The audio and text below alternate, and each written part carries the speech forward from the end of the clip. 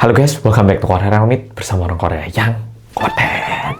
Oke, follow-follow, akhirnya di tahun 2025, tim Korea Ramit kita memutuskan untuk memulai lagi Ring Dong menemani bulan puasa follow-follow. Jadi, hari ini tentunya merupakan hari pertama puasa untuk follow-follow, dan dulu aku pernah nyoba, biasanya hari pertama itu paling susah. Tapi, kami dari Korea Ramit berharap dengan video ini paling nggak hari follow-follow lebih terhibur dan lebih berenergi lagi. Oke, jadi langsung kita mulai cerita Ring Dong pertama hari ini. Oke, cerita yang mau aku ceritakan kali ini ada dua tokoh yang perlu kita kenali. Tokoh pertama adalah seorang perempuan bernama Ijin yang berusia 19 tahun. Ijin ini lahir, mukanya itu cantik banget. Dan masalahnya, dia itu nggak cantik cuman mukanya. Udah cantik, badannya juga kurus, langsing, tinggi. Pokoknya cowok-cowok, kalau ada Ijin lewat, mereka itu pasti kayak memberikan sedikit tatapan. Pokoknya bisa dibilang nggak ada cowok yang bisa tidak menghiraukan ketika Ijin itu lewat atau waktu Ijin ada di sekitar mereka. Dan karena saking cantiknya, jujur nggak banyak laki-laki yang berani mendekati Ijin. Yo, ini bisa tak bayangkan karena kalau terlalu cantik, takutnya, waduh, kalau aku deketin dia, kayaknya aku kurang ganteng deh. Lebih banyak cowok lain yang lebih ganteng. Sehingga cowok-cowok, meskipun mereka suka sama Ijin, jarang banget yang berani mendekati ataupun bahkan nembak Ijin. Nah, itu tokoh pertama. Tokoh kedua yang mau tak kenalkan adalah seorang laki-laki yang bernama Kim Tae-jun. Dia ini lebih tua 6 tahun dibanding Ijin, jadi berusia 25 tahun, sedangkan Ijin berusia 19 tahun. Nah, cowok yang bernama Kim Tae-jun ini bisa dibilang dia ini cowok biasa, dan waktu itu dia itu lagi semangat-semangatnya belajar agar bisa lulus ujian pengacara. Jadi dia ini lagi mempersiapkan dirinya biar bisa lolos ujian menjadi seorang pengacara. Nah, suatu hari waktu Kim Tae-jun ini mau berangkat untuk belajar, dia itu kebetulan gak sengaja ketemu sama Ijin. Udah gitu, di pagi hari ini ya, boleh coba bayangkan. Ijin, dia itu ternyata habis lari pagi bareng anjingnya. Udah emang Ijin cantik, ditambah dengan sinar matahari, dan juga agak berkeringat yang bikin dia ini menjadi lebih menarik lagi. Kim Tae-jun yang awalnya nggak sengaja ngeliat, ketika dia tatapan mata sama Ijin, dia itu langsung kayak bener-bener saking cantiknya itu dia kayak kaget dan berhenti bergerak gitu, kayak beku gitu. Dan sebenarnya Kim Tae-jun ini bukan orang yang memang tinggal di situ. Sebenarnya dia itu tinggal di daerah lain dan kebetulan dia itu pindah ke tempat itu. Dan saat dia pindah ke sini, tetangga-tangganya itu udah bilang kalau tetangga kamu itu ada cewek yang cantik banget. Dan saking cantiknya, hingga saat ini katanya nggak ada seorang laki-laki yang berhasil menjadi pacarnya Ijin. Jadi Kim Tae-jun itu udah mendengarkan semua rumor ini, tapi pas dia tatapan langsung sama Ijin, dia itu tetap kaget. Tapi untungnya Kim Tae-jun ini nggak takut ataupun mundur. Malah dia memberanikan diri untuk mencoba ngajak bicara Ijin. Kim Tae-jun nyapa, halo Jin. Oh, halo. Ternyata Kim Tae-jun ini berhasil basa-basi dan bahkan tanya nomor HP-nya Ijin. Dan untungnya Ijin juga memberikan nomor HP-nya kepada Kim Tae-jun. Nah, setelah Ijin kasih nomor HP, Ijin bilang, yaudah nanti malam aku di chat ya, dadah. Nah, kayak gitu berpisah. Bayangkan perasaannya Kim Tae-jun, dia baru ketemu sama cewek cantik, dia minta nomor, ternyata dapet. Udah gitu disuruh ngubungi. Satu hari itu dia itu benar-benar semangat dan gak sabar menunggu malam hari. Dan akhirnya di malam hari saat Kim Tae-jun udah selesai belajar, akhirnya dia memberanikan diri untuk benar-benar menghubungi Ijin melalui HP-nya. Tae-jun mengirimkan SMS. Halo Jin, ini aku Tae-jun yang tadi papasan sama kamu di pagi hari. Masih inget kan? Nah, kayak gitu itu. Setelah ngechat beberapa kali, Kim Tae-jun itu ngerasa kalau Ijin juga lumayan tertarik sama dirinya. Sehingga Kim Tae-jun ini memberanikan diri untuk keluar bareng di weekend. Dan ternyata Ijin juga mengiyakan tawarannya. Dan beberapa hari setelah itu, weekend, akhirnya Kim Tae-jun sama Ijin ini pergi untuk ngedate gitu.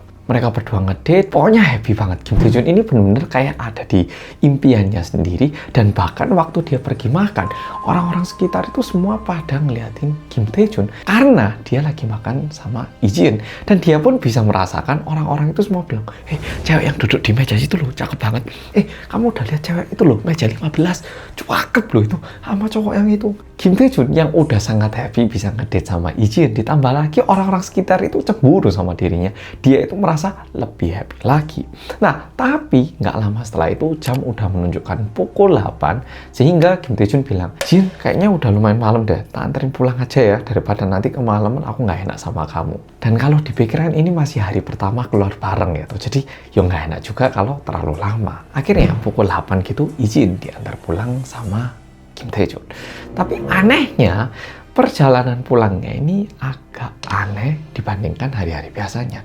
Entah kenapa, meskipun rumahnya Jin sama Tae-jun ini sebelahan, tetanggaan gini, entah kenapa hari itu perjalanan pulang ke rumah mereka, Kim Tae-jun ini ngerasa sekitar rumahnya ini sepi banget, kayak gelap banget, kayak tiba-tiba jarang orang gitu. Tapi karena Kim Tae-jun ini terlalu happy karena bisa ngedate sama Lee Ji-eun, dia itu nggak terlalu menghiraukan, sehingga dia antarkan pulang. Setelah itu Tae-jun pulang ke rumahnya. Sampai di rumah, wah, Tae-jun ini udah berbunga-bunga, udah seneng banget ngechat, makasih ya udah keluar bareng aku, jujur hari ini aku seneng banget, kamu oke nggak sama makanannya? Pokoknya basa-basi gitu. Tapi berbeda dengan yang kita bayangkan, ternyata Lee Ji-eun langsung membalas chatnya, dan bahkan ini yang bikin Tae-jun lebih kaget lagi. Lee Ji-eun bilang kayak gini, Tae-jun, jujur hari ini aku seneng banget bisa ngedate sama kamu. Kamu mau nggak lusa ke rumahku, pamit sama orang tuaku, sekalian ya makan bareng keluargaku di rumahku, mau nggak? Tae-jun yang ngerasa, wah, baru ketemu sekali udah ditawarin untuk ke rumahnya, mau dikenalkan ke orang tuanya. Wah, ini kesempatan. Jadi Kim Tae-jun tentunya nggak ada alasan untuk nolak ya tuh. Jadi bilang, bisa. Wah, hari tahu kosong, nggak ada jadwal. Langsung mengiyakan. Dan 2 hari setelah itu, Kim Tae-jun udah pakai baju yang rapi gitu ya. Terus dia udah mempersiapkan diri. Oke, aku ini mau jadi pengacara, tinggal 1 ujian ini terakhir. Oke, ke depanku karirnya bakal gini. Dia udah mempersiapkan gimana caranya untuk memperkenalkan dirinya kepada orang tuanya Lee Ji-eun. Nah, dia udah siap, dia jalan mau ngetok pintunya. Pas mau ngetok, ternyata pintunya buka. Jadi ternyata keluarganya Lee Ji-eun itu udah nunggu, dan bahkan udah langsung bukakan pintu sebelum Kim Tae-jun ini ngetok pintunya. Dan ternyata malam itu bener berjalan seperti harapannya Kim Tae-jun. Mereka makan malam bareng, ngomong-ngomong juga enak, suasananya itu udah bisa dibilang udah jadi menantu lah istilahnya. Nah, dia udah happy banget. Setelah selesai makan, udah dibereskan, si Ji-eun ini ngajak Kim Tae-jun untuk pergi ke lantai 2 untuk kayak menghirup udara segar di balkoni gitu. Mereka berdua udah ke balkoni, tiba-tiba suasananya itu jadi agak kayak terlalu romantis gitu. Kayak terkesan, apa ya? Kayak tiba-tiba itu sunyi banget. Kim Tae-jun mulai bisa dengarkan detak jantungnya sendiri. Udah gitu, Kim Tae-jun ini terus ngeliat tangannya Lee Ji-eun yang cantik banget. Jadi dia itu pengen gitu loh, megang tangannya Lee Ji-eun gitu. Jadi Kim Tae-jun ini udah deg-degan sambil ngeliat tangannya Lee Ji-eun. Dia ini terus mikir, kapan ya tangannya saya tak pegang lah, kayak gitu. Sekitar 10 detik setelah itu, Kim Tae-jun ini memberanikan diri dan dia pegang tangannya. Ternyata Lee Ji-eun pun menerima ketika tangannya dipegang sama Kim Tae-jun. Di situ Kim Tae-jun ini senengnya udah setengah mati, dan malahan Lee Ji-eun ini mendekati Kim Tae-jun dikit demi sedikit. Lee Ji-eun ini nyium mulutnya Kim Tae-jun. Sampai di sini Kim Tae-jun itu udah kaget banget dan gak ngira ini bakal terjadi gitu. Dan malahan setelah itu mereka masuk ke dalam kamarnya Lee Ji-eun dan melakukan hubungan yang melebihi dari yang mereka bayangkan. Jadi setelah mereka melakukan hal-hal seperti itu, ini nggak tak perjelas karena bulan Ramadan. Nah, setelah mereka melakukan hal seperti itu, tertidur. Keesokan harinya, Kim Tae-jun ini bangun, tapi dilihat sekitarnya ini agak aneh. Dia ini terbangun di sebuah rumah kayu yang ada di atas pohon. Udah gitu, dia lihat dia cuma pakai daleman, sedangkan bajunya ada di sekitar itu. Dia mulai pakai bajunya, dan setelah itu dia turun. Soalnya rumahnya ini kan tadi aku bilang ada di atas pohonnya tuh. Dia turun, terus dia lihat sekitar. Loh, ini kok agak aneh ya? Kok kayaknya familiar tapi beda gitu. Nah, terus dia keluarkan apinya. Karena dia bingung dia ada di mana. HP yang dia matikan, akhirnya dia nyalakan lagi. Dia nyalakan, habis itu dia buka Maps gitu. Dibuka Google Maps. Loh, kok lokasinya nggak jauh dari rumahku yo? Ya udah, dia klik navigasi ke rumah dan jalan ke arah rumahnya.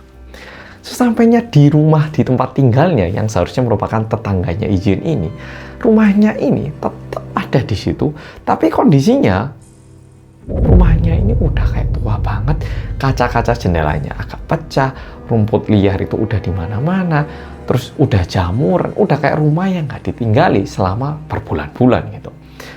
Di situ, Taejun ini bingung, ini kok rumahku tapi kok beda banget. Nah, dia benar-benar udah nggak tahu apa yang terjadi, dan tiba-tiba ada satu cahaya gitu dari jauh mendekat, tiba-tiba berhenti. Setelah itu ada orang turun, jadi ternyata itu mobil gitu. Ada 3 orang yang turun, dan 3 orang ini semua teriak, Kim Taejun, Kim Taejun gitu. Nah, Kim Taejun dipeluk, ternyata 3 orang ini adalah kakaknya dan juga 2 teman baiknya. Dan mereka bilang kalau Kim Taejun ini tidak bisa dihubungi selama 2 minggu terakhir. Mendengarkan itu, Kim Taejun melihat dirinya sendiri, ternyata dia itu jadi kurus banget. Sehingga dia ini langsung dipindahkan ke rumah sakit, dan setelah diperiksa di rumah sakit, dia ini udah kekurangan nutrisi dan juga dehidrasi. Sehingga Kim Taejun ini akhirnya dirawat inap di sebuah rumah sakit. Udah gitu, saat pencernaannya diperiksa, ditemukan lumayan banyak hal-hal yang seharusnya nggak dikonsumsi manusia, itu ada di dalam perutnya. Ya sebenarnya bukan hal yang terlalu aneh, tapi kayak rumput, tanah gitu itu. Jadi kayak makanan yang nggak seharusnya kita konsumsi itu ada di dalam perutnya Taejun. Setelah beberapa hari dirawat inap di rumah sakit, Taejun ini mulai kelihatan lebih sehat, udah kelihatan kayak bisa diajak bicara gitu. Baru kakaknya ini datang lagi ke Taejun. Taejun, sebenarnya kamu tahu nggak sih apa yang terjadi? Taejun bilang, enggak, aku nggak tahu ini apa yang terjadi. Tiba-tiba aku bangun, kondisinya aneh banget. Kakaknya bilang kayak gini, Taejun, kamu ini 2 minggu nggak bisa dihubungi, dan jujur, waktu kamu bilang kamu pindah ke daerah sini untuk belajar, aku agak bingung loh. Soalnya tempat tinggalmu yang baru ini dulu terkenal banget ada cewek cantik yang diperkosa dan dimutilasi sama preman di daerah itu. Dan ini loh fotonya, ditunjukkan sebuah foto.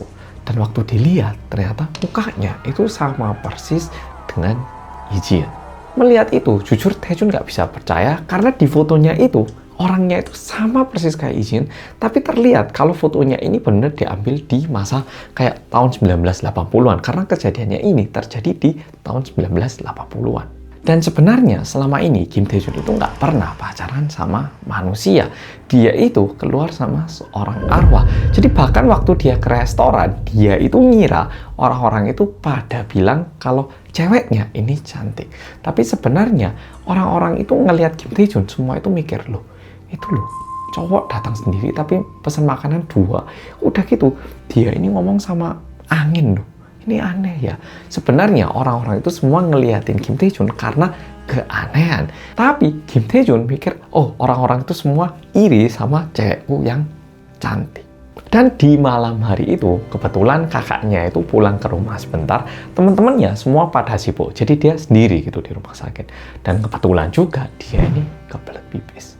Dia ke toilet, dan setelah ke toilet, cowok kan bisa kencing sambil berdiri ya toh. Nah, dia ini kencing sambil berdiri gini. Dan di situ tiba-tiba terdengar suara yang sangat familiar dari belakangnya. Halo Taejun, aku benar-benar menikmati waktu kita berdua kemarin. Sebenarnya aku masih belum siap untuk ngelepasin kamu. Tapi kamu udah keburu tahu aku siapa. Tapi di saat Taejun noleh ke belakang, itu gak ada siapa-siapa. Dan tentunya itu merupakan arwah dari Ijin. Oke, ini merupakan video Rindindong pertama di bulan puasa kali ini. Ini bakal berlanjut hingga hari ke-30. Jadi please buat pol-pol yang suka, jangan lupa subscribe. Dan yang suka, bilang apa? Rindindong. Oke, pol-pol, makasih sudah nonton video kali ini. Dan juga hari ini, semangat puasanya. Sampai jumpa besok. Tapi kamu udah keburu subscribe belum? Nah, bercanda. Oke, sampai jumpa besok.